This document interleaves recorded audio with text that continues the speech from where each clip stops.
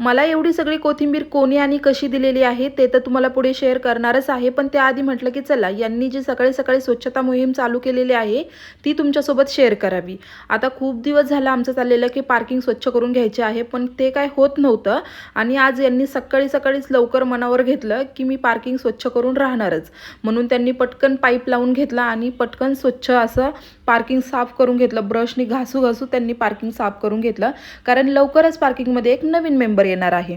आणि ही सगळी कोथिंबीर आहे ती वडिलांनी बसने मला पाठवून दिलेली आहे।